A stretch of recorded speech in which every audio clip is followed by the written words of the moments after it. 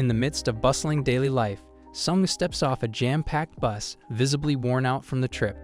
This tough daily commute from his home is a routine for him. Hanho, his buddy, teases him, pointing out how Seongwu endured rigorous military service as a Special Forces Reserve sergeant, but now struggles with a mere 2-hour bus journey. Not one to back down, Seongwu playfully jabs back, reminding Hanho that he skipped his military service for a girl named Miam. This comment instantly silences Hanho. As they walk to class, Seongwu, noticing the quiet, asks Hanho if he's upset. Instead of answering, Hanho points towards the sky above the library building, claiming he saw a message that read, "Downloading monsters." It vanished once it hit 100%.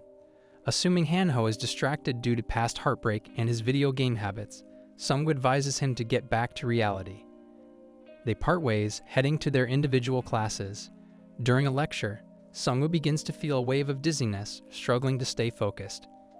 Out of the blue, a blackout hits, and a mysterious system message appears before the class.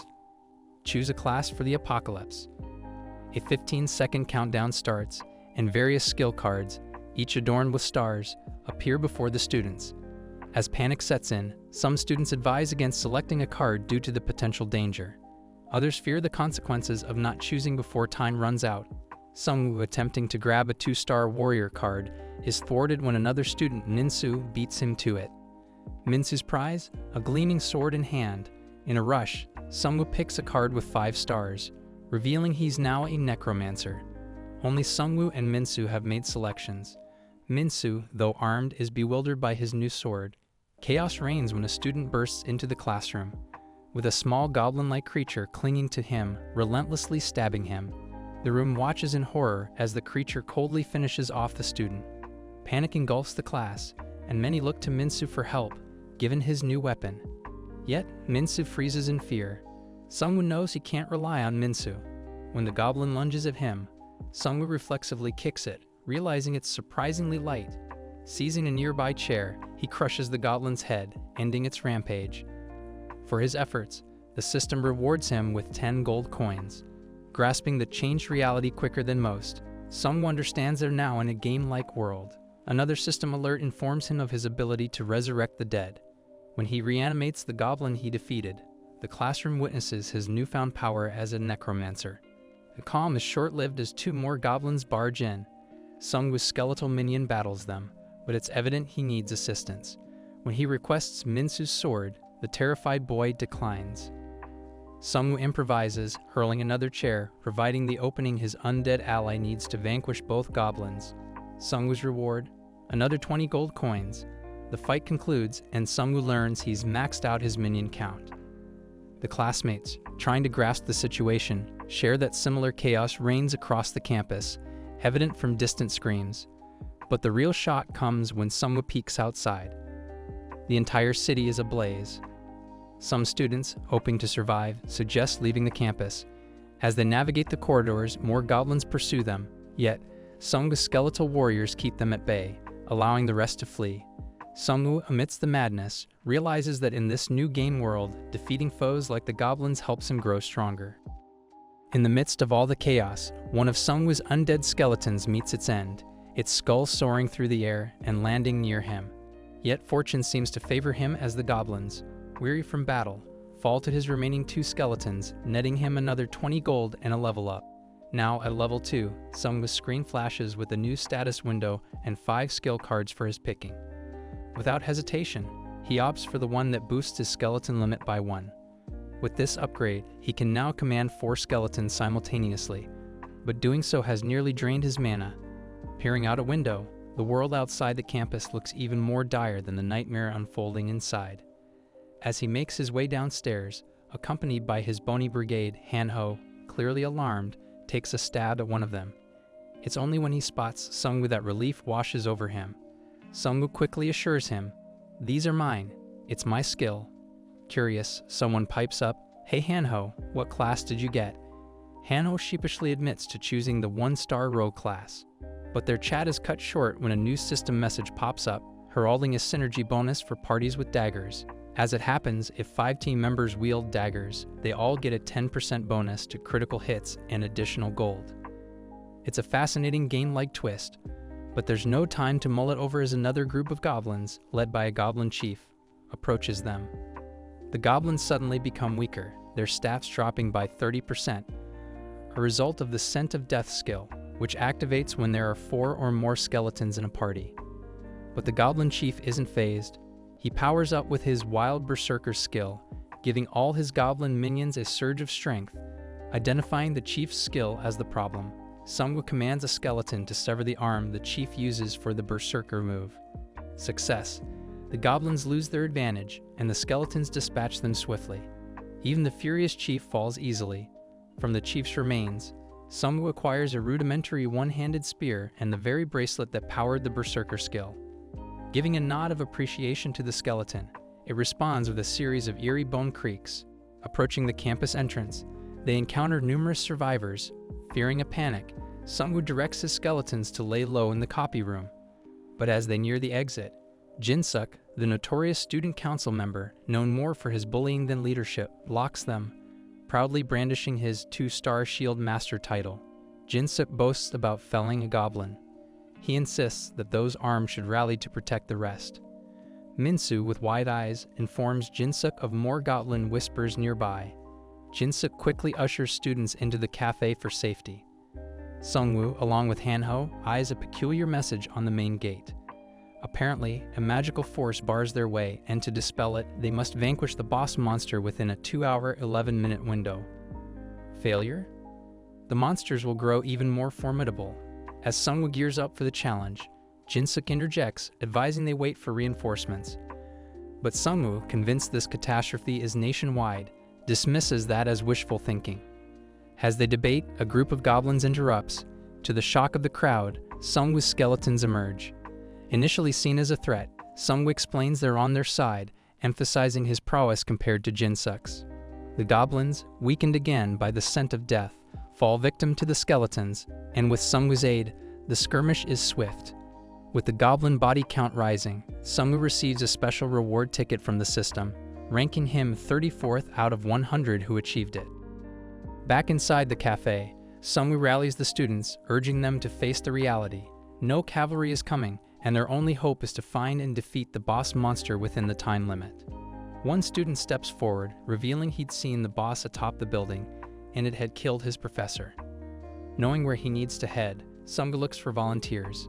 To his surprise, not a soul steps up, not even Hanho. But Seongwu, determined and needing Hanho's knife buff for his skeletons, isn't taking no for an answer.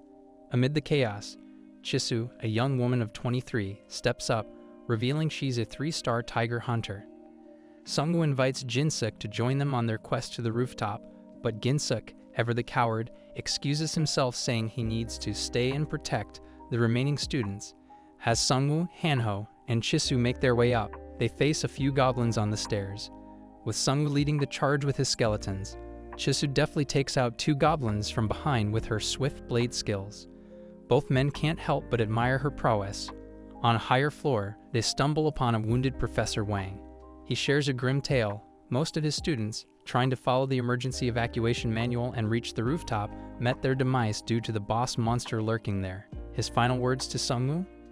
Avoid the rooftop at all costs. But his warning comes just moments before he passes away. Seongwu, affected by the tragic scene, receives an urgent quest to settle the restless spirits of the deceased by taking down the rooftop's boss monster. This task, he learns, will have significant implications for his destiny, grief and anger fueling them. The trio reach the rooftop, only to find it in complete disarray. Goblins are disrespectfully looting the belongings of the deceased students.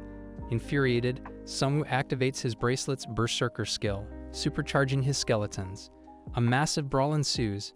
Hanho, getting a burst of courage, throws his knife straight into a goblin's head, marking his first kill.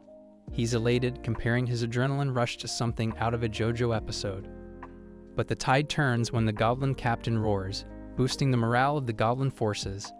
Even though Seongwu's skeletons manage to keep most goblins at bay, the goblin captain proves to be a formidable foe, taking out skeletons with ease. Seongwu tries to summon more, but his mana dwindles quickly. The captain, now even more enraged by Hanho's knife attack, charges at him. In a desperate attempt to save Hanho, the skeletons fend off the captain, but with limited success. But just as all seems bleak, Chisu spots an opening and manages to injure the boss. Seongwu also strategically throws his spear, leaving a cut on the goblin captain's face. In the thick of the battle, Seongwu spots a sword amidst the debris. He grabs it, formulating a quick plan. He directs 2 of his skeletons to distract the captain. As expected, the boss fends them off, but this diversion allows Seongwu, Chisu, and the remaining skeleton to activate a special sword synergy. This synergy lightens their swords and boosts their attack speed. With renewed vigor, the trio, along with Hanho, go all out against the goblin captain. Seongwu's oldest skeleton, ironically a goblin he had defeated earlier, catches the captain off guard and beheads him. The aftermath? A hefty 255 gold reward and level ups for the team. Seongwu's newly acquired skill lets him craft weapons from bones, and for avenging his professor, he gets the ability to command up to 5 skeletons. Hanho earns a stealthy hood that enhances his ability to hide, while Chisu gains a fire whetstone which might ignite her blade during an attack. But there's no time to celebrate. They need to return to the entrance. As they descend, they overhear students mocking Ginsuk, who's convinced that Seongwu and his team met their end. The sudden appearance of Seongwu's skeletons sends Ginsuk into a panic. Seongwu, after a brief confrontation, opens the entrance with a mere touch, cementing his leadership and leaving Ginsuk's reputation in tatters. Charging out, Seongwu ushers the students to tail him. Everywhere you look, the ground is littered with lifeless bodies. Seongwu's pretty certain it's the goblin's handiwork. As they progress, Hanho points out a group that seems to have weathered the goblin attack. The resilience they show hints that they've had a few encounters with these monsters before. Ginsuk recognizes a familiar face among them. Taesong Park, the big shot student council president. Taesong, flaunting his leader aura, reassures Seongwu and his crew, suggesting they'd be safer if they joined him. But there's a catch. Taesong wants Seongwu to ditch his monsters because, according to Taesong, they're freaky and could be a menace. On hearing this, Jisoo, never one to mince words, calls Taesong out, exposing his dirty secret about siphoning off student funds. She recounts how she had once flagged his sketchy activities on the university portal. Flustered and red-faced, Taesong doesn't have a comeback. The revelation gets juicier when Jisoo spills more beans. Apparently, Taesong wasn't just a thief, he had a reputation for misusing his status to exploit young women. Hanho's blood boils hearing this, but Seongwu, ever the strategist, suggests they avoid the drama and chart a course through the hill. According to him, monsters would be sparse there given the minimal human activity. While navigating this route, the group encounters a monster, and orc, way mightier than the earlier goblin boss. The orc doesn't waste time and lunges at them. Seongwu, always game for a challenge, anticipates the spoils he'd gain. The battle is fierce. At one point, Jisoo almost becomes orc fodder, but a goblin skeleton jumps in, taking the blow for her. In the thick of the fight, Seongwu, Jisoo, and Hanho combine their strengths, leveraging every trick up their sleeves. With collective effort, they conquer the orc, filling their pockets with 110 gold coins. Not bad for a day's work. Although Seongwu is buzzing from the win, he can't convert the orc into a skeleton due to his summoning limits. But ever resourceful, he molds the orc's remains into bone clubs, gearing up his skeletons. Their weapon synergy becomes evident when they later face off against 5 orcs. Using deserted cars as bait, and a bit of taunting from Hanho, they lure the orcs into an ambush. With their reinforced skeletons catching the orcs off guard, the group efficiently wipes them out, netting a cool 331 gold in total. Riding the victory wave, Seongwu advances to level 4, granting him the power to control up to 7 skeletons. But there's a catch, he's capped at 50 mana. Meanwhile, Hanho unlocks a nifty dagger skill, and Jisoo buffs up, feeling more robust than before. Seongwu hands the sword back to the one-armed warrior skeleton, pointing out that Hanho should stick to his dagger to optimize his skill. En route, they spot 7 orc hunters assailing a bus. Inside, the passengers valiantly fend them off with a spear, but it's evident they won't last long. Jisoo has an idea. What if we ambush the orcs from the front and the spear wielder hits from behind?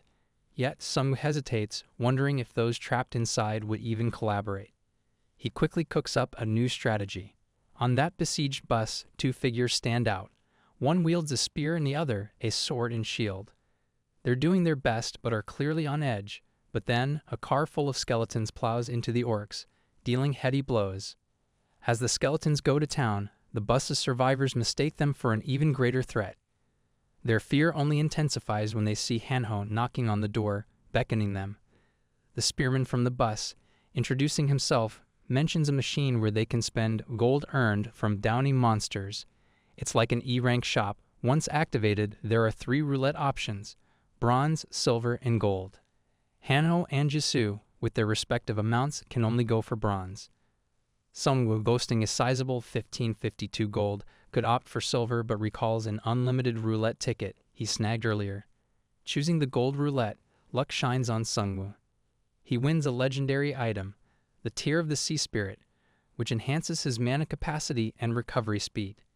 He's thrilled, realizing this means he can summon more minions, provided there are dead bodies around. Seongwu tests his luck with the silver roulette next, earning the Vanguard shield. Jisoo gets the Leader of the Expedition Force sword, while Hanho lands a C-rank potion bundle. Distantly, the sounds of battle signal that Taesong's crew is still at it on the sports field.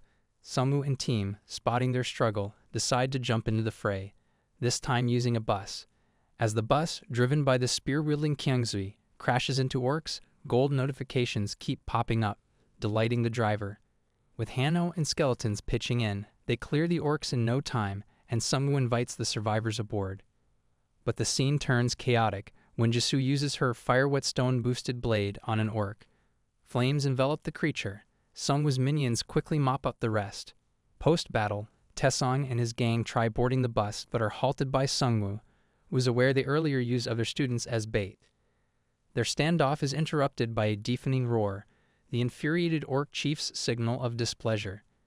Understandably nervous, Seongwu knows he needs all hands on deck. Offering Taesong's group a deal, he says they can join if they obey his command. The catch? Taesong must part with his chainmail. Now at level 5, Seongwu can summon formidable creatures like orcs. His recent skill card also bumps up his minion limit. However, as he tries equipping Righty, his oldest and one-armed minion, with the chainmail, Hanho points out a logistical issue. More buses are needed for additional rescues. But Seongwu shakes his head, explaining that the orc chief, furious at their earlier interference, is set to launch an all-out war, unlike the previous waves.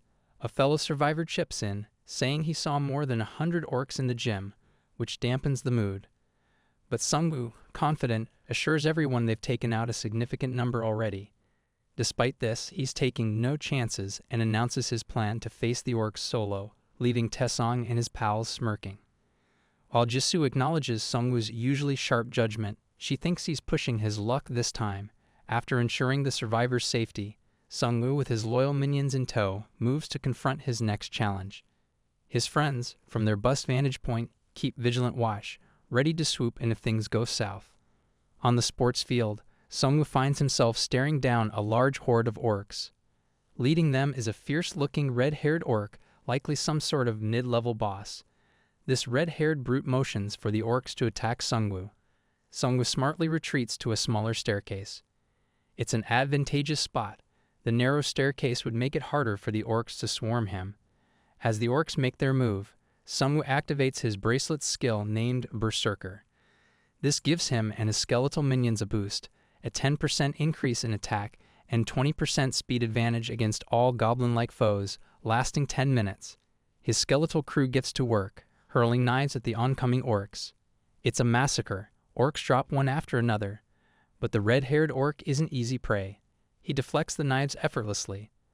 Seongwu's skeletons, armed with bone gloves, lunge at the orcs, but they're quickly overwhelmed. Seeing his skeletal friends fall, the one-armed skeleton is consumed with rage, but Seongwu holds him back. It's not yet his time to join the fray. Cleverly, Seongwu starts reviving fallen orcs as skeletons. With many now wielding the same axe, they benefit from a weapons synergy buff. This revived army, unlike the living orcs, never tires. It's a masterclass from Seongwu on how best to harness his necromancer abilities. Observers from the safety of the nearby building, including Seongwu's teammates and parked bus, watch in awe. Seongwu silently thanks his new legendary item, the Tear of the Sea Spirit, boosting his total mana by 200 and accelerating its regeneration by 200%. It proves invaluable in the skirmish, but some orcs remain, still putting up a fierce fight. Seongwu unleashes Righty, his one-armed skeletal champion. In mere moments, Righty dispatches the remaining orcs. For his prowess in combat, killing 100 monsters, Seongwu is rewarded with a roulette ticket. He's the 21st to achieve this feat, and this elevates his rank to a prestigious infinite status. But his celebration is cut short. He spies a group, led by school president Taesong, in trouble, captured by another band of orcs. Seongwu dashes toward the building where Taesong's group is held. The sight inside is grim. A shaman orc, appearing as the new big boss, is surrounded by dead monster bodies. Taesong, desperate, pleads for Seongwu's help. But Seongwu snaps back that they got into this mess themselves. Tragically, as Seongwu's team engages the orcs, the creatures begin executing Taesong's followers in some dark ritual. The sight stops Seongwu's group in their tracks. Powered by these sacrifices, the boss orc releases a menacing breath of abyss, sowing confusion among Seongwu's party and rapidly burning their mana. The once shaman orc now reveals his true form, a formidable black magician orc chief. Hannibal quickly gulps down a potion to counter the boss's curse, offering one to Seongwu. Surprisingly, Seongwu's unaffected. Instead, the breath of abyss boosted his mana, skyrocketing it to 4,000. He instructs Hanho to give the potion to Jisoo instead. Empowered, Seongwu can now summon 50 minions. The boss orc is stunned, unsure of his next move. As Seongwu raises fallen foes as new minions, the boss finds himself surrounded. In a final act of desperation, he lunges at Seongwu, but Righty ends his charge, decapitating him with a swift slash. Seongwu's reward? A cool 1,055 gold, and Righty? He levels up, boosting his defensive and leadership traits. Hanho, examining the fallen orc chief, discovers a devil-attributed item. Accepting such an item means committing to challenging sacrifices if one ever wants to part with it.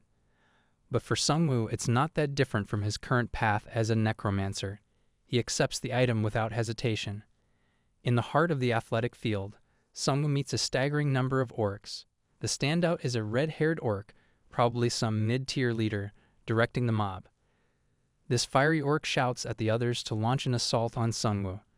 Spotting a compact stairway, Seongwu dashes to it, directing his minions to defend from that strategic spot. This location only permits orcs to advance in a single file, making it a good defensive position. As the orcs draw near, Seongwu activates his bracelet's Berserker skill. This grants him and his minions a 10% boost in attack and a 20% increase in speed when battling goblin-esque foes. The clock's ticking, only 10 minutes for this effect. Skeletons, part of Seongwu's crew, fling their knives. Orc after orc drops, their numbers thinning fast. But the red-haired orc deflects these flying blades. At Seongwu's command, the skeletons switch tactics and use their bone gloves in combat, yet the orc's sheer force overwhelms them. Witnessing the carnage, the one-armed skeleton rages, itching to join the fray. Seongwu, however, restrains him. His turn hasn't come yet. Then, capitalizing on his necromancer abilities, Seongwu brings the fallen orcs back to life to fight alongside him. A synergy buff kicks in, thanks to 5 orcs carrying identical axe weaponry. These orc-skeleton hybrids don't fatigue like their living counterparts and relentlessly mow down the orc army. Meanwhile, from a nearby building's windows, onlookers gape in awe at Seongwu's prowess. His buddies on a bus nearby share in the jubilation, impressed by his strategies. Seongwu, on the other hand, marvels at his new legendary sea spirit item, which beefs up his mana capacity and its regeneration rate. Still, a stubborn group of orcs continues to resist. So, Seongwu signals to Righty, one of his minions. In a blink, Righty dispatches the remaining orcs. An in-game alert tells Seongwu he's slain 100 monsters and achieved the 21st slot in this feat. This bumps his rank to infinite status, a privilege shared by only 100 players. Suddenly, they spot a bus ramming into the main gate. There's trouble afoot. School President Taesong and his crew are orc captives. Seongwu, ready to stage a rescue, marches in their direction, inspiring other awoken ones to rally behind him. Inside, he finds Taesong's team imprisoned. A shaman orc, presumably their new leader, is there surrounded by fallen monsters.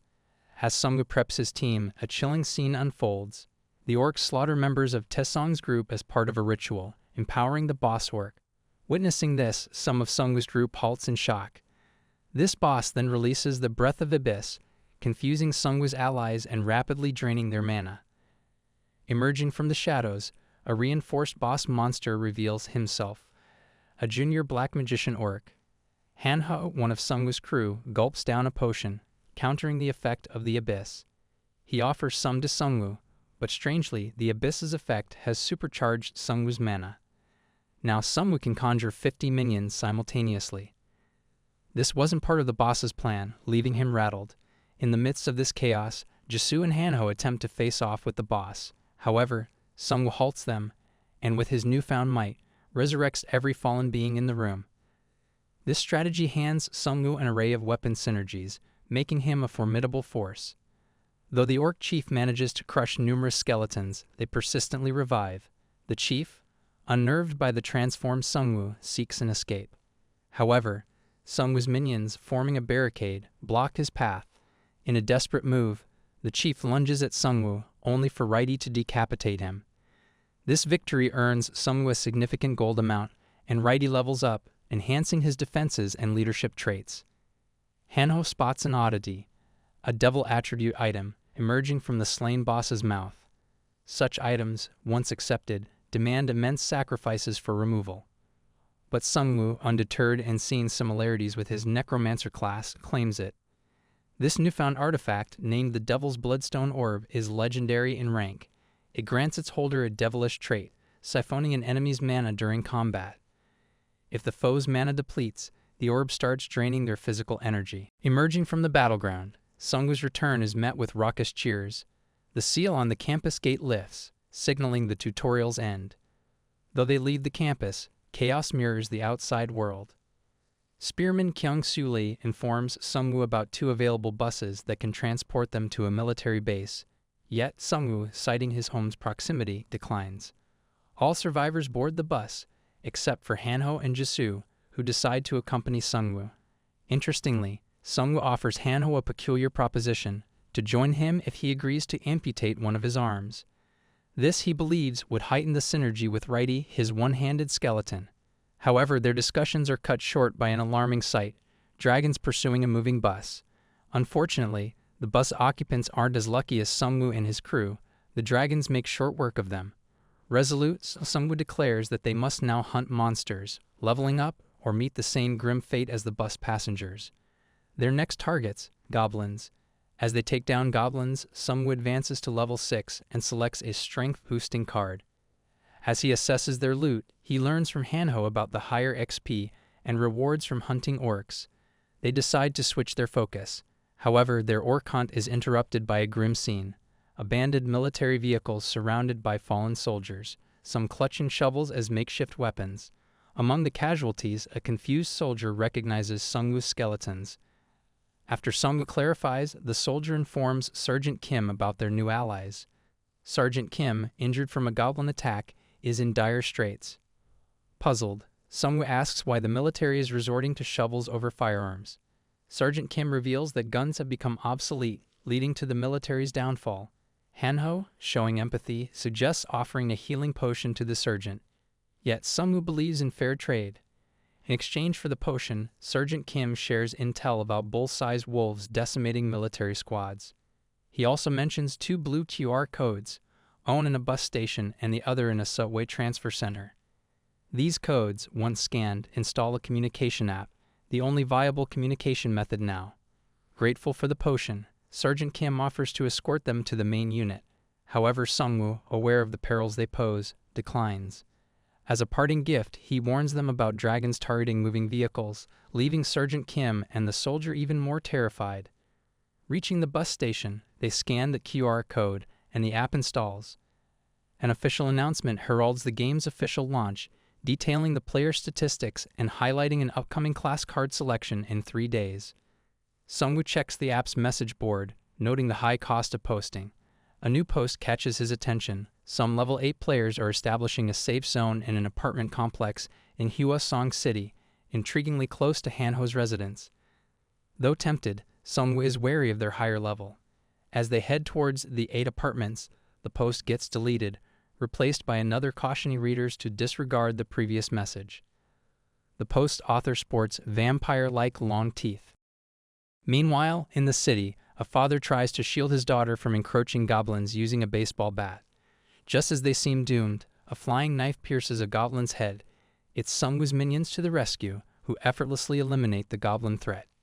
Seongwu offers to safely escort the father and his daughter to their home. However, the dad explains that their house is just around the corner, and they had only ventured out in search of food. Grateful, Seongwu generously shares some of his food with them. While they talk, two crafty goblins make a beeline for the basement. Turns out that basement doubles as a dungeon. Hanho, curious, asks if they should pursue the goblins into the depths. The father hesitates before advising against it.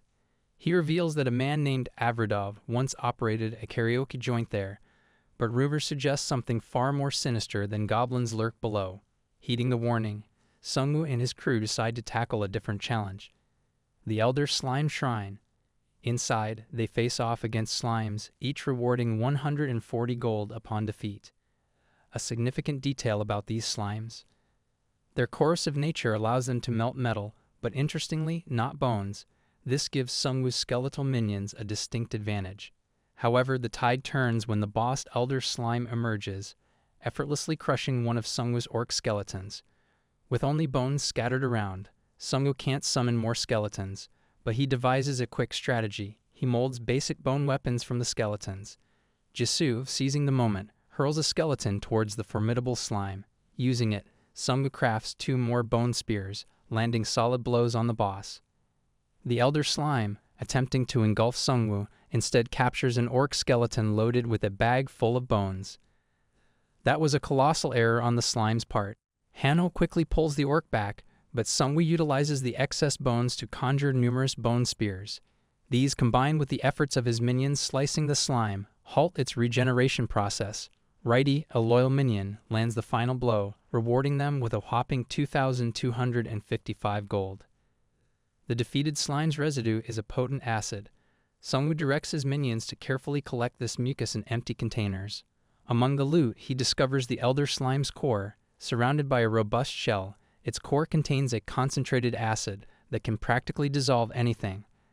This unique property can be harnessed to either dissolve or merge objects seamlessly. Hanho, amidst the chaos, nudges Seongwoo to inspect a fresh comment on their app. The situation at the H apartments, as depicted by the comments, seems to be spiraling out of control. Any newcomer reaching the apartments sees their comments promptly deleted. Hanho might not be the sharpest tool, but even he senses something suspicious about the apartment. Seongwoo has his suspicions about the true nature of the happenings there. Nighttime unveils a more sinister side of the city. A group of thugs is discussing a sinister plot. The reward? Killing a regular human fetches 500 gold. But if they eliminate a player, they earn gold multiplied by the player's level, a staggering amount. Inside a car, a beefy thug curiously asks his bald counterpart about their ultimate boss. The response leaves him terrified. Their leader is none other than the notorious serial killer, Professor Red.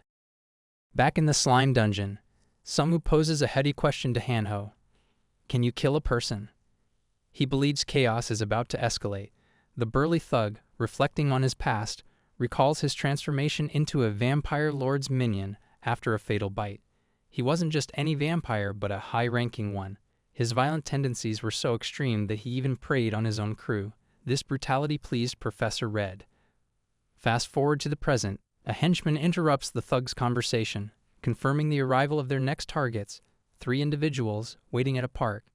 As they drive to ambush Seongwoo's party, the bald vampire, now revealing his undead nature, boasts about the 17 victims they've lured using the vast and intricate H apartments. The building's residents prefer turning a blind eye to the situation. But little do they know that once the thugs exhaust their external prey, the residents will be next on the menu.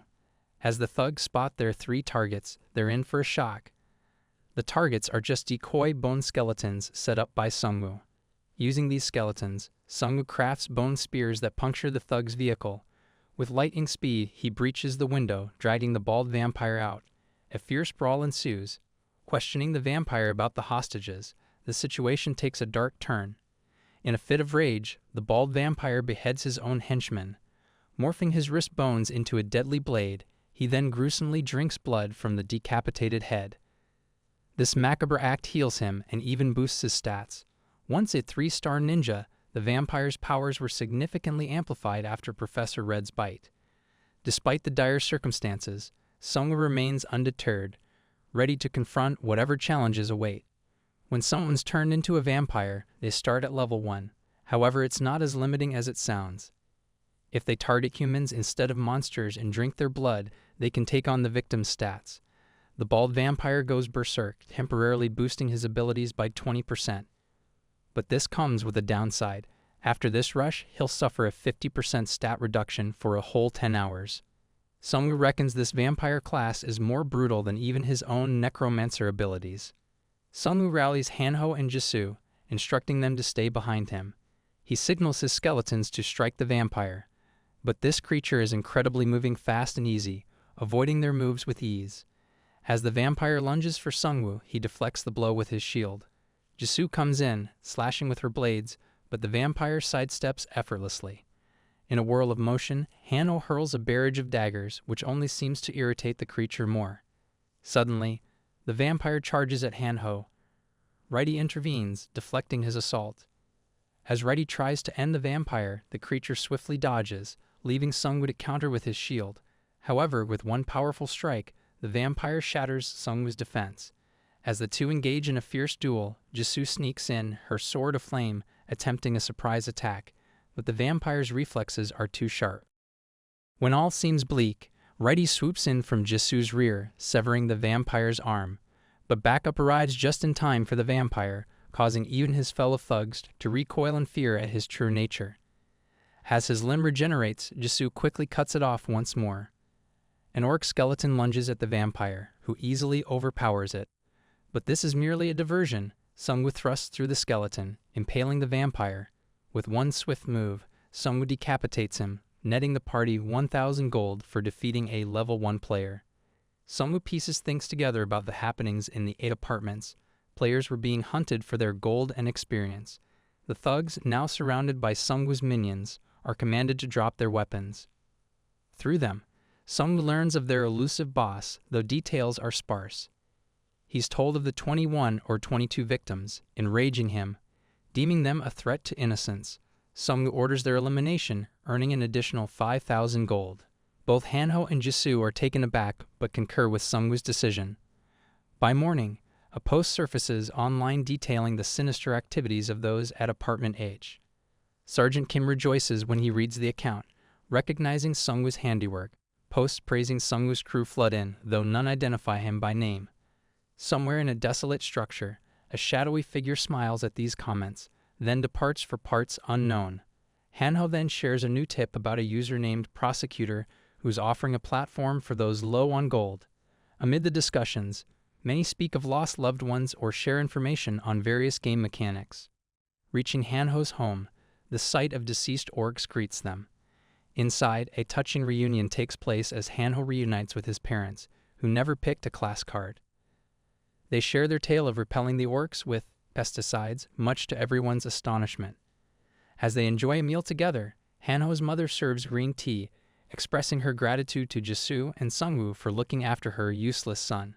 As the night deepens, a gang of bikers outside seems to take interest in the building, while inside, a refreshed Jisoo is thankful for the shower and pajamas provided by Hanho's mother. Seongwu, Hanho, and Righty are freshening up with a quick shower. Seongwu's heart lightens up when he thinks about Hanho's parents being safe and sound. It's surprising and kind of genius how Hanho's dad fended off those orcs just using pesticides. Seongwu knew the orcs' strong sense of smell would have made them susceptible. He can't help but think how thrilled Hanho must be, reuniting with his folks. But Seongwu knows it's not safe here for long. Those orcs? They were probably just the scouts. If their main group found out about this place, it'd turn into a battlefield. And now there's a challenge of deciding their next move. Seongwu comes across a post by Prosecutor. This guy mentions that he, along with a friend who is a 3-star pioneer, have set up a safe zone in Yongdong Station. But it's not free. Staying safe there costs either gold or resources, since maintaining that safe zone is energy draining for the pioneer. As much as Seongwu is doubtful, the world's changed. It's all a game now. But the station is too far for Hanho's parents to travel. Then Seongwu spots another post. It's from someone named Chief Gu. He's also a 3-star pioneer, and has a haven in Hwasong Fortress just a bus ride away. They decide that's where they'll head next. In the midst of bustling daily life, Seongwu steps off a jam-packed bus, visibly worn out from the trip. This tough daily commute from his home is a routine for him. Hanho, his buddy, teases him, pointing out how Seongwu endured rigorous military service as a Special Forces Reserve Sergeant, but now struggles with a mere 2-hour bus journey. Not one to back down, Seongwu playfully jabs back, reminding Hanho that he skipped his military service for a girl named Miam. This comment instantly silences Hanho. As they walk to class, Seongwu, noticing the quiet, asks Hanho if he's upset. Instead of answering, Hanho points towards the sky above the library building, claiming he saw a message that read, "Downloading monsters." It vanished once it hit 100%. Assuming Hanho is distracted due to past heartbreak and his video game habits, Seongwu advises him to get back to reality. They part ways, heading to their individual classes. During a lecture, Seongwu begins to feel a wave of dizziness, struggling to stay focused. Out of the blue, a blackout hits, and a mysterious system message appears before the class. Choose a class for the apocalypse. A 15-second countdown starts, and various skill cards, each adorned with stars, appear before the students. As panic sets in, some students advise against selecting a card due to the potential danger. Others fear the consequences of not choosing before time runs out. Seongwu, attempting to grab a 2-star warrior card, is thwarted when another student, Minsu, beats him to it. Minsu's prize? A gleaming sword in hand. In a rush, Seongwu picks a card with 5 stars, revealing he's now a necromancer. Only Seongwu and Minsu have made selections. Minsu, though armed, is bewildered by his new sword. Chaos reigns when a student bursts into the classroom, with a small goblin-like creature clinging to him, relentlessly stabbing him. The room watches in horror as the creature coldly finishes off the student. Panic engulfs the class, and many look to Minsu for help, given his new weapon. Yet, Minsu freezes in fear. Seongwu knows he can't rely on Minsu. When the goblin lunges at him, Seongwu reflexively kicks it, realizing it's surprisingly light. Seizing a nearby chair, he crushes the goblin's head, ending its rampage. For his efforts, the system rewards him with 10 gold coins. Grasping the changed reality quicker than most, Seongwu understands they're now in a game-like world. Another system alert informs him of his ability to resurrect the dead. When he reanimates the goblin he defeated, the classroom witnesses his newfound power as a necromancer. The calm is short-lived as 2 more goblins barge in. Seongwu's skeletal minion battles them, but it's evident he needs assistance. When he requests Minsu's sword, the terrified boy declines. Seongwu improvises, hurling another chair, providing the opening his undead ally needs to vanquish both goblins. Seongwu's reward? Another 20 gold coins. The fight concludes, and Seongwu learns he's maxed out his minion count. The classmates, trying to grasp the situation, share that similar chaos reigns across the campus, evident from distant screams. But the real shock comes when Seongwu peeks outside. The entire city is ablaze. Some students, hoping to survive, suggest leaving the campus. As they navigate the corridors, more goblins pursue them, yet Seongwu's skeletal warriors keep them at bay, allowing the rest to flee. Seongwu, amidst the madness, realizes that in this new game world, defeating foes like the goblins helps him grow stronger. Morning comes, and they set off towards Hwasong Fortress, Hanho's parents joining the crew. Along the way, Hanho's dad shares his worries about some rogue survivors robbing others. Sure enough, they're soon ambushed by a gang led by a feisty girl. Seongwu, ever the protective leader, is ready to order his hidden minions to jump into action. But suddenly, there's this noise. Before they know it, those ruffians are speeding away on their bikes, terrified. And then they see them, giant wolves, but they're not just attacking randomly. Seongwu thinks quickly. When one of the wolves lunges at them, he tosses a bottle filled with slime straight into its face. His loyal minions hurl bone spears, quickly subduing the creature. Another wolf, seeing an opportunity, tries to escape but falls into Seongwu's trap, ending up with a mouthful of slime. Writing finishes this one off with precision. The final wolf is overwhelmed and soon defeated. The reward? 240 gold for each wolf, pushing Seongwu up to level 7. After the skirmish, Seongwu senses Jisoo-yoon's unease.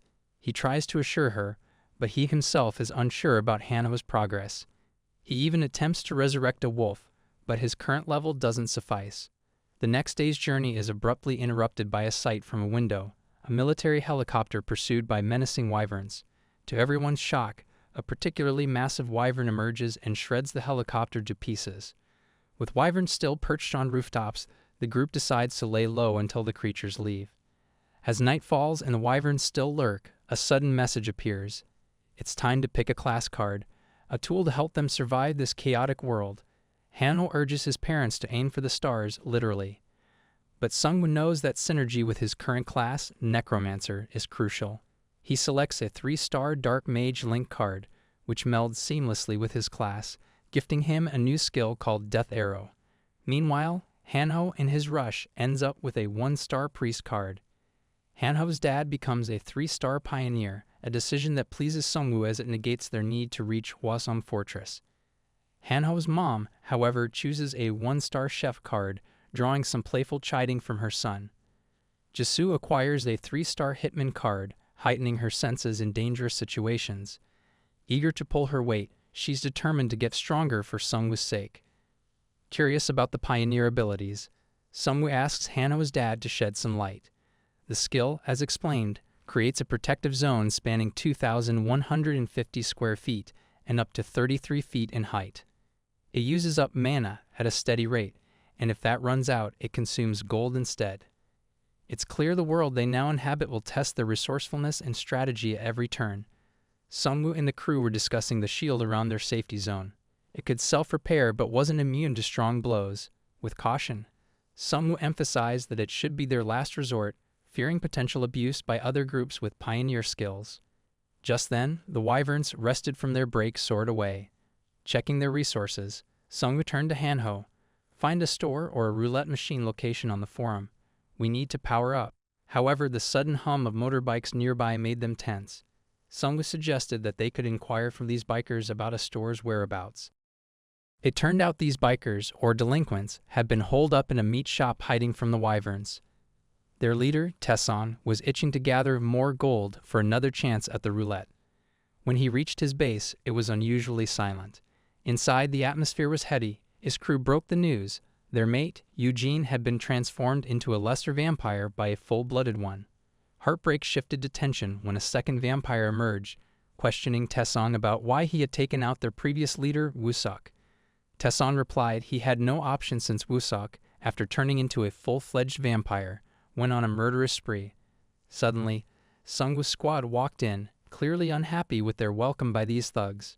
Words were exchanged, tensions flared, and a full-blown fight erupted. The vampire, initially underestimating Seongwu's crew, soon found himself in a tight spot.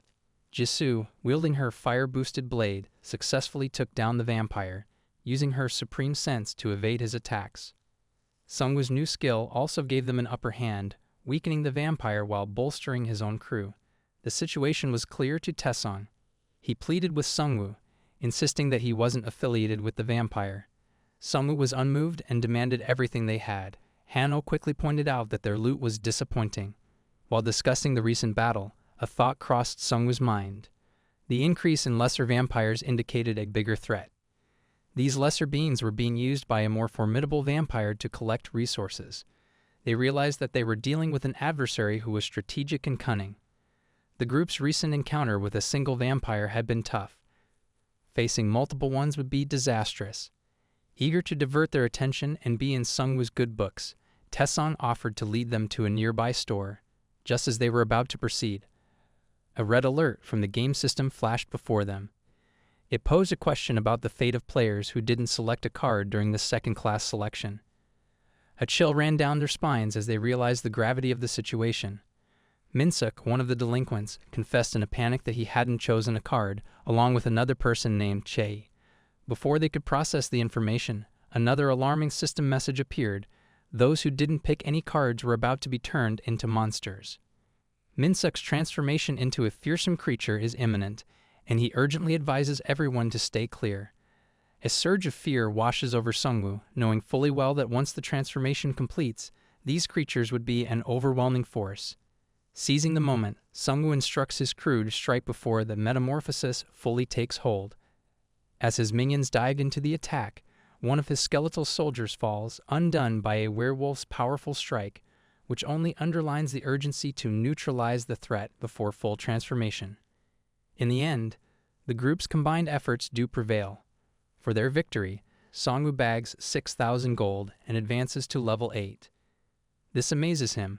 The werewolves they tackled near Hanho's place fetched just 240 gold coins apiece, but these semi-transformed ones were worth a whopping 3,000 gold each. As he levels up, Seongwu randomly picks stats cards, boosting his speed by 3. Hanho voices his concerns about facing more such formidable monsters. Seongwu, reassessing his previous reservations about resurrecting humans, decides to bring both werewolves under his command, valuing their potential power against vampires. Taesong seems uneasy given that Seongwu had just made a minion out of his now-deceased friend. He guides the group to the store located in a used car complex. Notably, this area is dominated by a gang with ties to the vampires, known for abducting humans on the vampires' behalf. The eerie silence at the car complex puts everyone on edge. As they delve deeper, they hear agonizing screams, leading them to a standoff between a bear-like monster and a vampire. The bear, Seongwu observes, must have once been a human. Restrained, the man couldn't pick a class and consequently underwent the transformation. Now, the bear and vampire clash fiercely. But as they wear each other out, Seongwu's newly acquired werewolf minions step in, swiftly ending the battle. Earning gold from the bear's defeat, Seongwu adds the creature to his minion roster. They then spot a familiar bus, the same one Kyungsoo, their schoolmate, drove.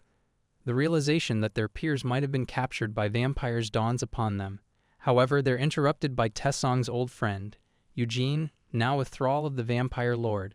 This powerful creature derides Seongwu, branding him an insignificant bug, and afflicts him with a curse. Even after a powerful counter-kick from Seongwu, the curse remains, revealing itself as a tracking mark. This means Seongwu's position will be betrayed to the vampire lord every 12 hours. Despite the pressing situation, they find a moment to visit the D-rank store, which offers different goods than the school's roulette machine. Holding back his special ticket for later, Seongwu takes his chances and is rewarded with an exclusive skill, Refuge in the Void. This provides a recovery space for his minions and allows instant summons, with an additional potent subskill that can unleash a deadly curse. His companions, Hanho and Jisoo, also try their luck. Jisoo acquires a B-rank survival package, while Hanho snags a piece of armor named Tough Bullhide Cuirass. The trio marvels at their new acquisitions, with the others especially awed by Seongwu's incredible fortune. With this new skill, Seongwu can now travel without alarming others, given that he can hide his minions till needed. Shifting scenes, we find Spearman Kyungsoo amidst a sea of fallen bodies, lamenting his choice to split from Seongwu's group outside the college. They had aimed for a military base, but what they found there was only ruins. The rest of the survivors were quick to pin the blame on Kyungsoo, who put forward the military base idea. A friend whispers about the Hwasong fortress. Deciding to move there proved a mistake, as they met a horde of monsters and hostile humans. Suddenly, one of the vampires delivers a hard kick to Spearman Kyungsoo, joking about turning him into a meal. Kyungsoo knew it was a thin line. These vampires would toss him aside the moment he ceased being of use. But as they marched the human survivors into a building, a familiar face stood in their way, Righty. To the vampires, Righty seemed like another low-tier monster, so they lunged. It was a trap. Spears of bone shot out, skewering some. As the dust settled, out from the void sprang Seongwu's minions. Relief washed over Kyungsoo seeing Seongwu again, noting how much stronger he seemed. The order was clear: subdue all but one vampire for questioning. Kyungsoo, still raw from his friend's loss, made quick work of the last vampire after gaining information. Consoling Kyungsoo, Seongwu acknowledged the world was different, but these vampires couldn't be allowed to roam unchecked. Inside the factory, a conversation took place. Hunters updated a level 5 vampire manager about their human captures, and the manager painted a dreamy future where they'd rule, making the hopeful human players believe in eventual vampirism. Suddenly, Seongwu burst in, quickly dubbing them delusional creeps. Chaos ensued with black smoke rolling in, handicapping the vampires and their human allies. Despite the odds, the vampire manager was confident. Take out Seongwu, and his minions would fall. Hanho's quick thinking blinded the manager with a slimy potion, and the fight intensified. Just when they felt the tide turning, the vampire leader pumped power into the manager, making him a formidable force. Seongwu's team was pushed back, their strength dwindling against the berserk manager. But luck was on Seongwu's side when he spotted a fallen Cerberus. Bringing it back, he bolstered his werewolf minions with the Cerberus's powers. The battle raged on, with both sides uncertain of the outcome. Amidst the chaos, the werewolves succeeded in pinning down the vampire manager. Seongwu, not one to miss an opportunity, demanded the vampire relay a message to their supreme leader. Their ventures in Hwasong were doomed. For ending such a noteworthy opponent, Seongwu earned 10,000 gold. Trying his hand at an untested skill, he revived the vampire manager on his first attempt. Suddenly, a flood of memories from the vampire manager, Kim, washed over him. In this vivid flashback, the vampire lord was seen probing his underlings about the true aim of their game. When met with blank stares, he admitted his own ignorance. However, the vampire lord was convinced of a grander purpose, to usher in a new species and reshape the world. He shared details of a fresh quest, tasking manager Kim with gathering provisions for a lavish feast meant to lure survivors. Emerging from the memory, Seongwu was seething. The game offered him a unique quest titled Master of Death, where he was to avert or exploit a forthcoming massacre, clearly woven into his destiny. Deep in thought, Seongwu appeared lifeless to Hanho, who began grieving his friend. Seongwu soon stirred, assuring Hanho of his well-being and shared the memories he had glimpsed. At the vampire lord's lair, irritation bubbled. The loss of manager Kim, despite the added strength, was a sore point. Madame Yang, curious, asked if Seongwu could pose a threat. The vampire lord laughed off the idea of being bested by mere skeletons, but he acknowledged the need to handle Seongwu post their grand feast. Morning brought news of a captivating online forum post by a manager Kim. It beckoned survivors with promises of safety and waived gold fees. Hanho, spotting the ruse, almost countered it, but Seongwu stopped him. Any change in their plan would jeopardize his advantage. Jisoo and Hanho shared their discoveries, a trove of potions and a wireless charging battery. Among the potions was one named treatment, which proved to be a cure for infections. Seongwu put it to use instantly, healing Taesong's friend. Grateful, Taesong and his gang thanked Seongwu, who made it clear that the favor wasn't free.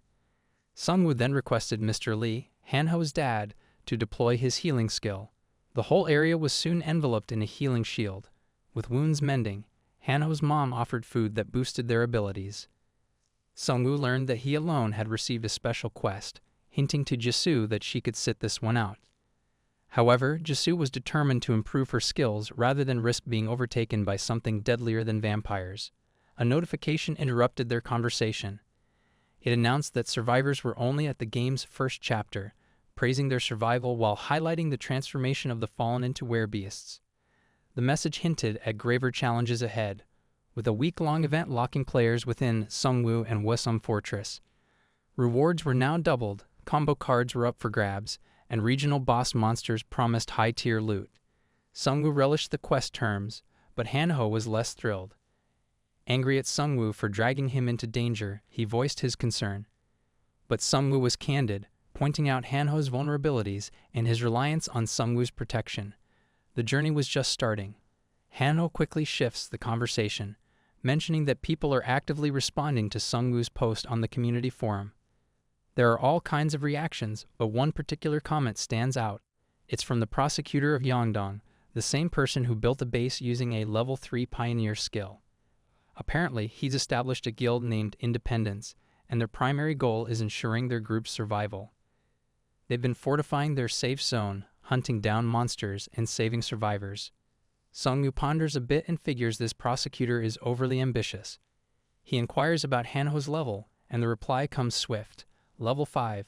Seongwu thinks Hanho should spend more time leveling up since he's a tad behind. Kyung-soo, the spearman, announces their arrival and pulls over.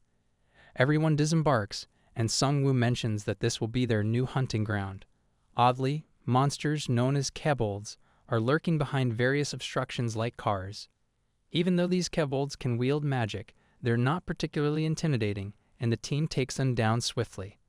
The primary objective of this hunt is twofold: to help Hanho gain experience and to recruit minions for Seongwu. Seongwu observes the scattered corpses around the parking area and draws parallels to what might have happened at college campuses. He muses that densely populated places like this faced a similar ordeal. Kyung-soo speculates that areas with a lower population, such as countryside locales or smaller mountain villages like Jeju Island, might be safer. This sparks a reaction from Jisoo, whose family lives on Jeju Island. She's quick to reassure everyone, mentioning her influential family should be safe and sound. The group then proceeds to enter a mart, but suddenly magic seals off their exit. They're now trapped in a vast dungeon named the Sorcerer's Fortress. The only way out? Defeat the dungeon's boss. Without warning, a large magical circle forms, and the party members find themselves teleported to various spots within the dungeon. Hanho lands in a tricky situation, surrounded by chattering kobolds who gleefully note he's all alone. At first, Hanho feels a wave of fear, but after killing one of the creatures, he realizes he's impervious to pain for a short duration after each kill, thanks to one of his priest's skills. With newfound confidence, Hanho confronts the kobolds, telling them off and feeling like a powerhouse from a classic anime. Meanwhile, Kyung-soo and Jisoo team up to locate the rest of their crew. They stumble upon Hanho, freshly victorious over a group of kobolds. Jisoo's jaw drops in disbelief, while Hanho brags about his newly discovered potential. Seongwu, on the other hand, isn't struggling. Accompanied by his minions, he's tearing through the kobolds. Eventually, he discovers a gravely injured survivor amidst a pile of kobold corpses. The survivor hands Seongwu a box containing a unique egg, hinting that it houses a real dragon. With his dying breath, the survivor reveals that the dungeon boss holds the token to this egg and had stolen it from him. Seongwu is more determined than ever to retrieve that token in memory of this fallen dragon knight. Seongwu and his crew soon encounter a mighty kobold sorcerer, the boss of this dungeon, who is shielded by a magical barrier. To break it, they must destroy 3 dispersed cores in the dungeon. In a fit of rage, the boss casts a dangerous spell. Any player below level 10 within the dungeon will perish within an hour unless they stop the spell. The pressure mounts as Seongwu realizes his entire team is below level 10. Diving straight into it, Seongwu's minions tried relentlessly to break the protective force field around the boss, but nothing was working. Seongwu quickly deduced that ordinary hits were futile. With a quick order, his minions started piling up the corpses of the fallen kobolds around the boss. Seongwu then took a strategic retreat from the room and set off an explosive detonation using the piled-up kobolds. However, upon his return, he was stunned to find the boss completely unscathed. The boss, fueled by anger, began to speed up the casting of a deadly spell, leaving only 52 minutes to spare. Seongwu wasn't having it. Gaining insights from the memory fragments he had collected from defeated kobold sorcerers, Seongwu pinpointed the locations of the cores that powered the force field. The first core on their floor met a swift end at the hands of Righty. Time was slipping fast, with only 19 minutes remaining. As they ascended to the next floor, the scene was littered with kobold corpses, likely the handiwork of Jisoo. Nearing the second core to Seongwu and Righty's amazement, Hanho was in action, showing the kobolds who's boss. Jisoo informed Seongwu that she'd already taken out a core on her floor. Hanho, proving to be incredibly effective, insisted they hurried to the final core. As they closed in on their objective, desperate kobolds swarmed them, attempting to defend the last core. But with some teamwork, especially elite from Righty, the last core was sliced in half, dismantling the boss's protective shield. With the clock ticking, they had a mere 9 minutes to defeat the boss. Seongwu was not in the mood for games. With every ounce of their strength and strategy, they fought the now transforming boss who took on the appearance of a fallen tree spirit. This new form began to obliterate Seongwu's minions, though Seongwu and his team evaded its blows. Jisoo used her fiery sword to injure the spirit, but it regenerated rapidly. Seongwu had a plan, using the corpses of the kobolds to create an explosion, weakening the boss. They continued their onslaught, draining the boss's mana with Seongwu's treasured Devil Bloodstorm orb, rendering the tree spirit vulnerable. In a final calculated move, Seongwu ignited a massive explosion using the piled kobold corpses, effectively ending the boss. The rewards were hefty. Seongwu earned 12,840 gold, leveled up to 10, and obtained a roulette ticket for being the 69th individual to hit that milestone. With his enhanced capabilities, Seongwu could now summon and control an impressive 25 undead creatures simultaneously, a considerable edge for the looming battle against the vampire lord. Seongwu also obtained the coveted dragon token, a powerful sword, yet he was hit with a snag, Hatching the dragon egg he possessed would either require to be close to him for a hopping 5,000 days, or be hastened by defeating mighty adversaries with the new sword. Hanho humorously pointed out that it would take a full 13 years to hatch the egg through proximity alone. Suddenly, Taesong, who was undercover at Haegling Square, sent word to Seongwu. Hundreds were present, but the anticipated vampire appearance was yet to occur. Seongwu was also informed that these covert messages weren't cheap, costing him 300 gold each. Amidst these updates, Seongwu's orc skeleton made a discovery: 2 fallen werewolves, likely casualties of the tree spirit. Seongwu promptly revived them, boosting his werewolf count to 5 and overall minion count to 15. Seongwu concluded that the present moment was right to move on Hwaseong to put an end to the vampire menace. But as the unsuspecting survivors awaited in Haegling Square, unseen vampires observed them, ready to act. Their second-in-command hinted at a plan in motion, focused on the one who had dared to assault their factory. The vampire lord is adamant about taking out this specific guy before he meddles with their lavish feast. Taesong, always with an eye out, notices the vampire group mobilizing and shoots a quick message to Seongwu, letting him know.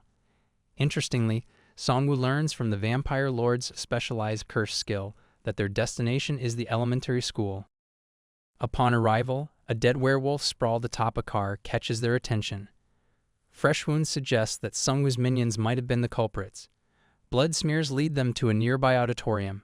Bursting through its doors, their advance is led by a powerful vampire master capable of taking on 2 werewolves simultaneously. This master is reputed for being the right hand of the vampire lord, but surprise, surprise. Inside, they find Seongwu, backed by his loyal minions. The overconfident vampires mistakenly assume they have the upper hand.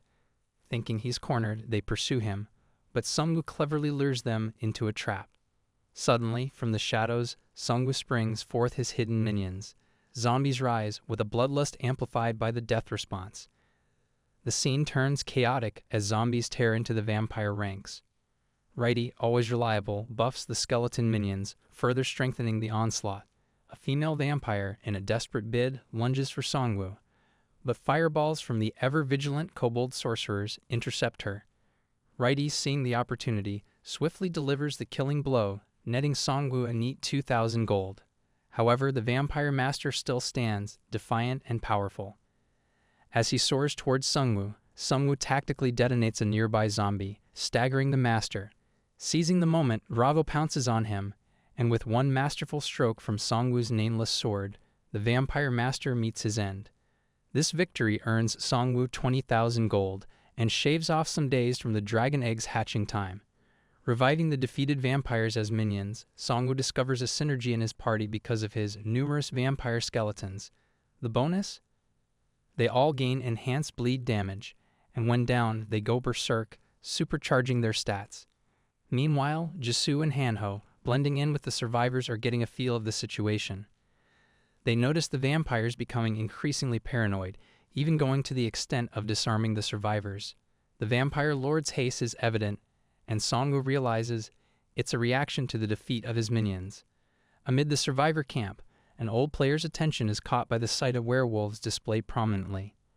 Jisoo and Hanho, when their turn to disarm comes, find solace knowing their weapons are safely stashed away, thanks to their trustworthy gang member, Young Chick, a skilled 2-star thief. The atmosphere thickens when the vampire lord and his cohort make their grand entrance. Masks hide their identities, but Jisoo and Hanho know the vampire lord's true face. As the vampire lord begins his menacing monologue, declaring vampires the next evolution of humanity, panic grips the survivors.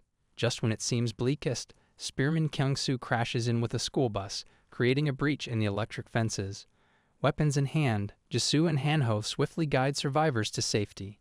Yet the highlight is Seongwu's entrance, challenging the vampire lord directly, calling him the Mosquito King. The situation escalates. As a werewolf lunges at the vampire lord, it's revealed to be stuffed with goblin corpses. Seongwu detonates them, causing a massive explosion, wounding the vampires and their leader. In a tactical retreat, Seongwu lures the vampires into the raid bus, causing another explosion, decimating a chunk of their forces. Yet, the vampire lord's strength seems undeterred as a red energy emanates from his hand, signaling his recovery. In a chaotic turn of events, Madame Yang is hot on the trail of survivors, with her band of player collaborators in tow. But out of the blue, her collaborators start dropping like flies. She whips around, sensing a dark aura, narrowly avoiding a lethal attack from Jisoo. Sparks fly as both ladies brace themselves, eager for a showdown. Elsewhere, Hanho and Taesong have safely ushered survivors to what they believed was a sanctuary. Yet, as fate would have it, one of the vampire lord's loyal subjects awaits them. Taesong, perhaps out of bravery or folly, lunges at this seemingly weaker vampire. He's met with swift evasion. As the vampire is about to sink his teeth into Taesong, Hanho's daggers come to the rescue. The agile vampire leaps away, only to be struck in the face by another set of Hanho's daggers.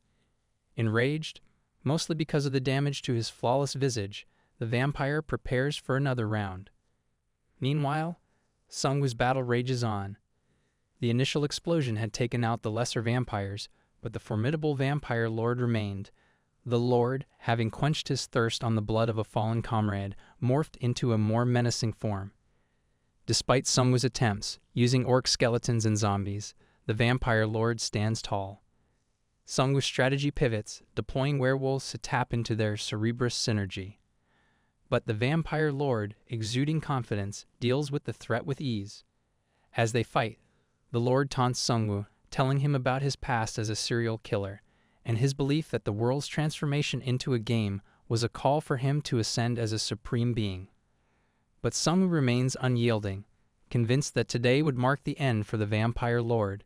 Just then, a telepathic distress call reaches the vampire lord from a battered Madame Yang.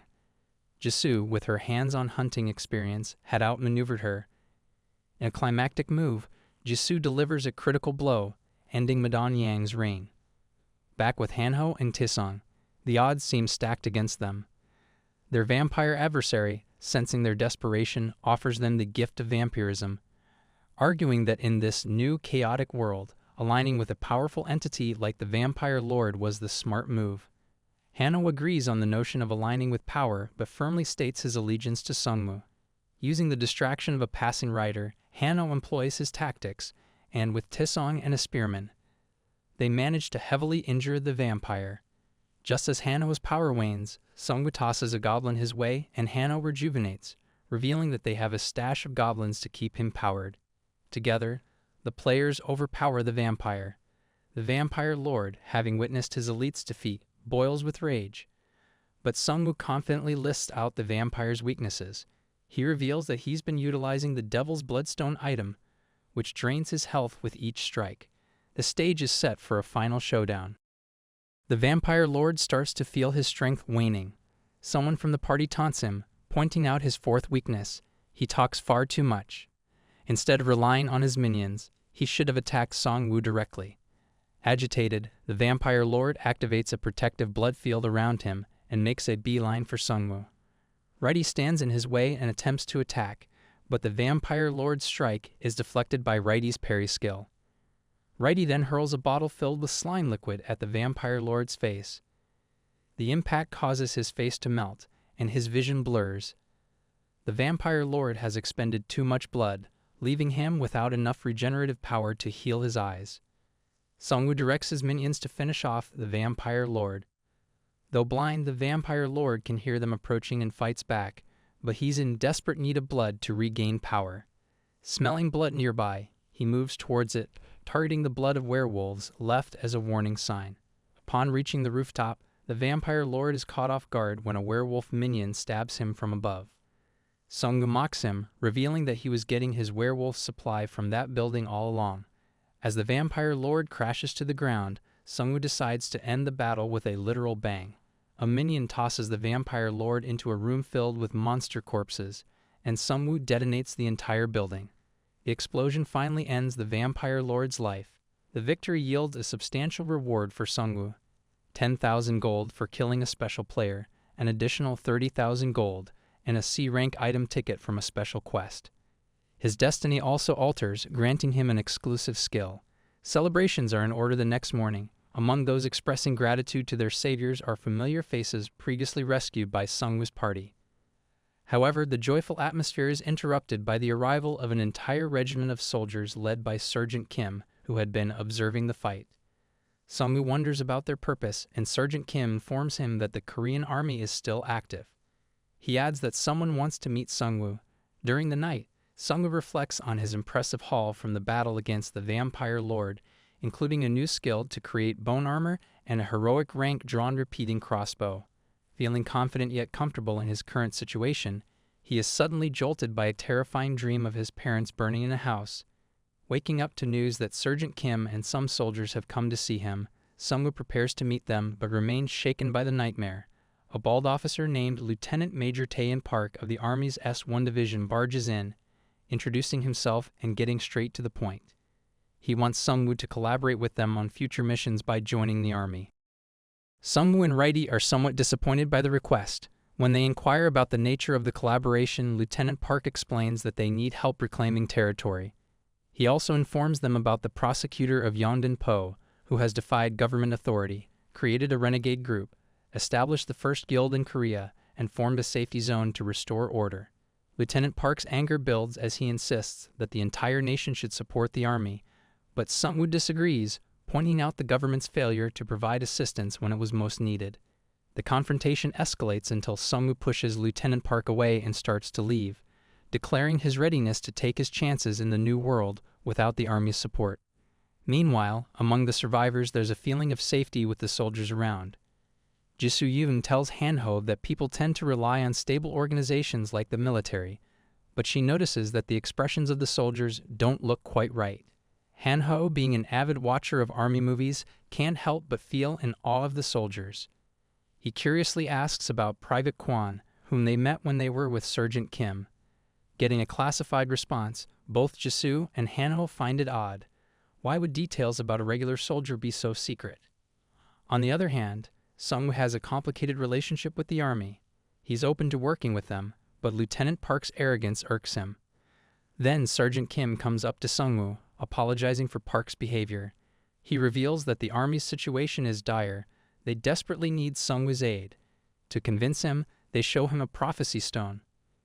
These mysterious stones scattered across the globe offer glimpses of potential futures. But not everyone sees the same thing. Seongwu takes the risk, touching it. A horrifying vision emerges. Everyone, including his own team, turned into undead by the Lich King. After this chilling vision, an announcement rings out. Season 2 starts on January 1st, and it seems that what Sergeant Kim witnessed before was quite similar. Now, a new quest pops up for Seongwu. Who is the Master of Death? The goal? Seize the Grim Reaper's scythe and get the Wave of Death skill. But he has to level up before the location is revealed. With Season 2 looming just 2 months away, Seongwu feels the pressure. He doesn't want the Prophecy Stone's vision to come true. When he learns about the boss monsters from Sergeant Kim, he understands that these bosses became active in Season 1. He was busy with the vampires back then, but now, it's a different game. Seongwu negotiates with the army to take down a boss for 100,000 gold. Lieutenant Park's initial reluctance is shut down when the strengths of Seongwu's skeletal army are laid out before him. The airstrip under the boss's control is of strategic importance. With Lieutenant Park's promotion on the line and the safe air travel at stake, the need to reclaim it is paramount.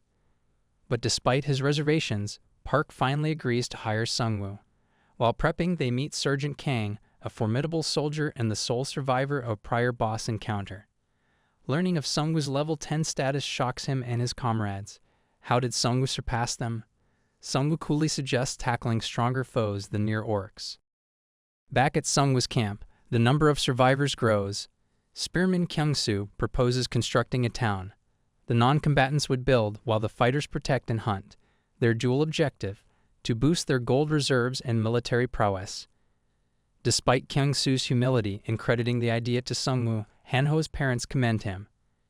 Kyung-soo, haunted by past decisions leading to his friends' deaths, doubts himself. Yet, Han-ho's father sees leadership qualities in him.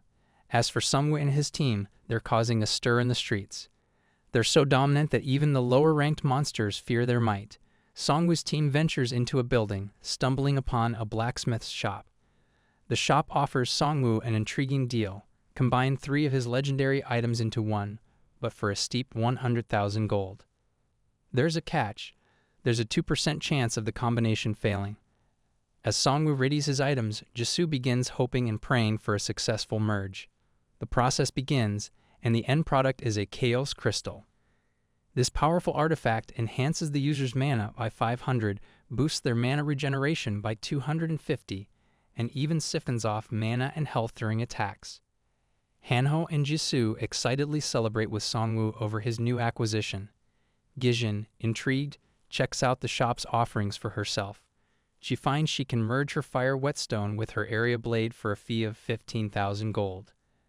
After merging, she gets an ignition blade, which sets enemies aflame upon contact. Hanho grumbles, feeling left out as there's nothing in the shop he can combine. Their shopping spree comes to an abrupt halt when they find their next store of interest destroyed. The culprits left a sinister message scrawled on the wall with monster claws, hinting at the rise of a new monster era. They speculate about the possible emergence of intelligent monsters. On their way back to town, they encounter Sergeant Kim. He's amidst a group quest, aiming to boost the defense and attack stats of his platoon. But there's a concern. Even though they've been slaying orcs and goblins consistently, these creatures keep reappearing. Seongwu offers his nearby town as a resting spot for the soldiers. But back at the town, they're met with chaos. Werebears are on the rampage. Spearman Kyung-soo makes a heroic move, blinding a werebear with a swift strike. Yet, another bear corners him. Just in the nick of time, Righty intervenes, chopping off the beast's arm, and Jijin finishes it off. Seongwu takes control, adding the formidable bears to his army. This move grants his party a special Wild Tyrant synergy, which affects both ally and enemy defenses. The morning after, the town is in recovery mode, with the townspeople lauding Kyung-soo's bravery. However, Sergeant Kang arrives, taking a jab at the town's condition. He and Seongwu have a tense exchange, shedding light on the military's internal conflicts and hierarchies. Amidst this tension, Seongwu's mission is clear. He needs to tackle the boss monster and reclaim the airstrip.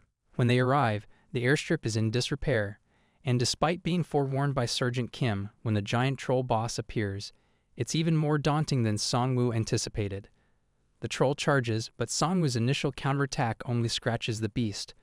This boss doesn't possess any special abilities, but its sheer strength is more than enough to be a formidable opponent. Seongwu and his crew had just heard a deafening roar from the boss. On standby, Hanho and Jisoo were gearing up for their turn against the creature. Elsewhere, the company commander received word from Lieutenant Kang about the rising power of the prosecutor of Yongdong-po. As they continually absorbed smaller survivor groups, the commander wanted to address the public on an online forum to alleviate panic, but Lieutenant Park was hesitant. The higher-ups felt that placing too much trust in this online system could pose a risk to the army. Despite the game's increasing influence in the real world, Park remained skeptical about following its rules. There was also a concerning order from Park. After the boss monster's defeat, Seongwu was to be executed, and Sergeant Kang was to carry out this task. Before that, though, the company commander was to pilfer all of Seongwu's gold and valuable items. Although the commander was discontent with Park's directives, he had little choice but to obey. On the battlefield, Hanho was proving a formidable opponent for the boss. He seemed almost unimpressed by the creature's strength, using his invincible skill to resist damage. The boss was showing signs of fatigue when Jisoo seized the moment to leap and embed her sword in its back. Attached to her sword was an invincible rope. With Hanho's help, they circled and eventually toppled the massive beast, using the rope to bind it. As the boss lay restrained, it was Seongwu's cue. Armed with the Dragon Knight's masterless sword, which a minion handed to him, Seongwu and his crew unleashed a flurry of attacks on the now vulnerable creature. In a cunning move, after one of the orc skeletons was devoured by the boss, Seongwu detonated the stash of dead bodies within the orc's bag. The result? A massive internal explosion. Following this, Seongwu delivered the final blow with the masterless sword, ending the boss's reign of terror. This victory awarded him 220,000 gold, a level up to 11, and other perks including a skill to craft diverse bone weapons. Sergeant Kang, who had been observing in awe, now had the grim task of eliminating Seongwu. But when he attempted a surprise strike, Seongwu deftly countered, revealing he had anticipated the move. Although Kang managed to land a few blows, Seongwu's resourcefulness and skeletal minions overpowered him. Unexpectedly, Sergeant Kim sided with Seongwu, rebelling against Kang's authority. The company commander arrived on the scene, warning the defectors of their folly. But in a shocking turn, an unhinged Kang injected himself with a substance, morphing him into a ferocious tiger-like werebeast. Chaos ensued. The transformed Kang, in his new beastly state, dispatched the company commander. Jisoo engaged the beast, but found herself disarmed and tossed aside. Seongwu, ever the strategist, activated his Cerberus synergy, empowering his minions for the battle against this singular, formidable foe. Seongwu is fuming. Determinedly, he sets his sights on ending things right then and there. With the overwhelming number of his bear minions, they swiftly overpower the were-tiger. In another location, a soldier gives the battalion commander an update, noting that their troops have returned safely. When Sergeant Kim enters the scene, Battalion Commander Park is curious about the mission's outcome. Kim confirms their success against the boss, but reveals that both the company commander and Sergeant Kang didn't survive. Seongwu soon enters, wanting to discuss the ambush by Sergeant Kang. Sergeant Kim, with Seongwu and his skeletal army in tow, makes an entrance at the main military headquarters. The mere sight of the skeletal minions puts the soldiers on edge. Kim hints to his fellow soldiers about an impending freedom. Seongwu wastes no time. He bursts into the building and drags Lieutenant Park into the commander's office. The commander doesn't hide his disappointment in Lieutenant Park, blaming him for not inciting a rebellion. To Seongwu, the commander comes across as a desperate man willing to send his own men to die just to maintain control. The commander boasts about the hidden synergy effect his troops earned for their valor on the apocalypse's first day. This synergy allowed him to command his troops with an iron fist. They couldn't disobey without severe consequences. Seongwu confronts the commander, accusing him of sacrificing his troops just like pawns in a twisted game of survival. He demands answers about the order to kill him. The commander candidly admits his desire to eliminate rogue factions like Seongwu's, fearing they might overthrow the established order. As their conversation grows heated, Seongwu sets an ultimatum. The commander must release his troops from the synergy's grip and hand over all his gold, or he'll take it by force. The scared commander relents, but Seongwu feels shortchanged when he's given just 45,000 gold. The topic of the werebeast vials is broached, but the commander plays coy, revealing he bought them from mysterious peddlers. Suddenly, the atmosphere grows tense. As Seongwu prepares to leave, the commander and another soldier attempt to ambush him. Seongwu deflects their attack and retaliates, eliminating both. But the commander has one last trick, a bomb named Abyss Concentrate, a name familiar to Seongwu. Before anything else can happen, the were-tiger leaps in, finishing the commander. Seongwu notes the commander's pitifully low level and speculates about his gold usage. Inside a locker, Seongwu finds various items, including the werebeast vials, which hint at their mysterious origin. Meanwhile, outside, Jisoo is being treated using Hanho's healing ability. They've opted to use Hanho's skill over precious potions, both to assist wounded soldiers and to level up Hanho's healing prowess. Hanho feels a bit out of place. Even Seongwu's minions seem to view him with disdain. But in a supportive move, Righty pats Hanho on the back, which boosts his confidence. Seongwu approaches, checking in on Jisoo's injuries. She brushes off her encounter with the were-tiger, convinced her class was a match for it. Seongwu comforts her, assuring her that she has the capability to tackle many other monsters solo. He expresses his relief that Hanho has developed a healing skill. With the imminent threat of the Lich King's undead army, Hanho's priest class is invaluable, acting as a natural counter to the undead. Seongwu even suggests that if Hanho plays his cards right, he might one day surpass Seongwu himself. Curious, Hanho questions Seongwu about his intriguing new robe. Seongwu reveals it's the Shadow King's robe, a legendary garment acquired from a troll chest. This robe not only minimizes damage but also conceals the wearer in shadows, a nifty stealth feature. Hanho's spirits dip upon hearing this, lamenting he's yet to get his hands on any legendary items. Sergeant Kim updates Seongwu on the soldiers. Some have set out to find their families, while others are headed to Seongwu's town. A few, stubborn to the end, chose to go solo. Seongwu directs the group towards the town, aware that the clock is ticking. Only 3 days remain in Stage 1.